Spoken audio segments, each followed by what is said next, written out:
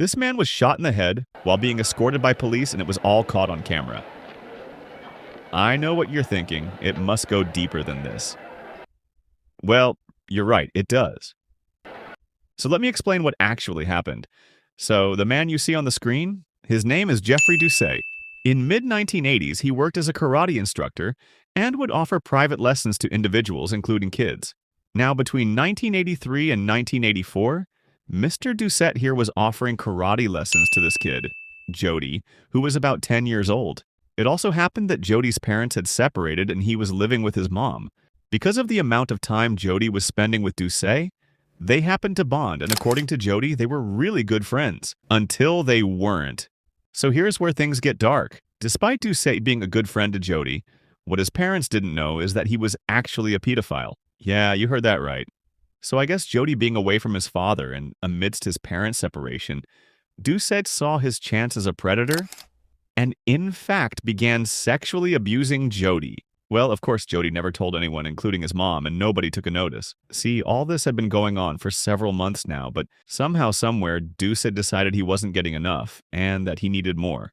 So, on February 14th, 1984, yeah, that's right, on Valentine's Day, Doucet kidnapped Jody and drove him all the way to California from Louisiana, where he took on a motel and molested the kid there, and for several days at that. So when the parents realized their kid was missing, they filed kidnapping case. Several days later, by unknown reasons, Doucet allowed Jody to make a call to his mom.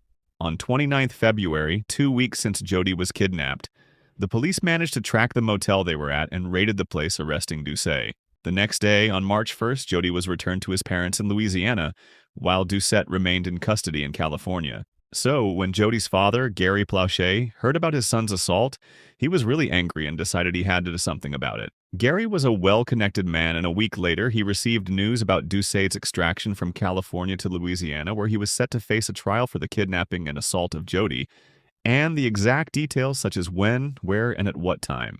On March 16th, Jody Plauché went to Baton Rouge Metropolitan Airport, where Doucet was set to be arriving at around 9:30 p.m. He was wearing eyeglasses and a baseball hat to avoid recognition.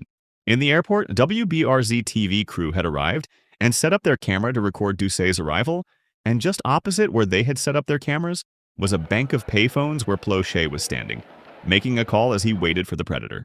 Moments later, Doucet arrived, escorted by officers, and passed the camera crew as they recorded him. Just as he was passing, Plauché took out a gun and fired once at close range directly into Doucet's head. Doucet fell, bleeding on the ground, as one of the officers ran to Plauché and restrained him against the bank of payphones, taking away his gun. Doucet was taken to the hospital, where he fell into the coma and died the next day. Plauché was initially charged with second-degree murder, but agreed to a plea bargain in which he pleaded no contest to manslaughter. He was sentenced to 7 years suspended sentence, with 5 years probation and 300 hours of community service, which he completed in 1989. Jody Plauché died 2014 at a nursing home after suffering a stroke for a second time. He was 68 years old, So yeah, that's what happened. What do you think? Did Doucet deserve to die? And most importantly, what do you think about Plauché's sentencing? Did he deserve jail time? Let me know down in the comments. Also, if you like this video, don't forget to subscribe for more. That's all for today. Signing off now, so stay safe and I'll see you tomorrow. Bye-bye.